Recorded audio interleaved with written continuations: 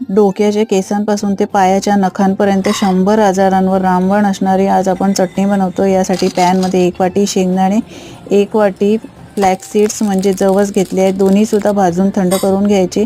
शेंगदाण्याची सालं काढून घ्यायची। यानंतर अर्धी वाटी चणा डाळ घेतली, चणा डाळ सुद्धा भाजून घ्यायची। अर्धी वाटी तीळ सुद्धा चटचट आवाज येईपर्यंत चांगले भाजून घ्यायचे आणि प्लेटमध्ये काढून घ्यायचे। यानंतर अर्धी वाटी सुकं किसलेलं खोबरं घेतलं आहे, कढीपत्ता घालायचा आहे, दोन्ही व्यवस्थित मिक्स करून भाजून घ्यायचे। 2-3 बेडगी मिरची, 1 लाल तिखट, थोडीशी मेथी घालायची आहे आणि हे सुद्धा मिक्स करून भाजून घ्यायचे। यानंतर 7-8 लसणाच्या पाकळ्या भाजून घ्यायच्या आहेत। अजिबात तेलाचा वापर करायचा नाही। सगळं थंड झाल्यावर मिक्सरच्या भांड्यामध्ये काढायचं। 1 चमचा मीठ आणि 1 चमचा गुळाची पावडर घालून अशी जाडसर पावडर करून घ्यायची आहे। 1 ते 2 महिने टिकणारी ही पौष्टिक चटणी नक्की बनवून बघा। यूट्यूबवर डिटेलमध्ये अपलोड केलेला आहे, व्हिडिओ नक्की पहा आणि रेसिपी आवडली तर लाईक करा, शेअर करा।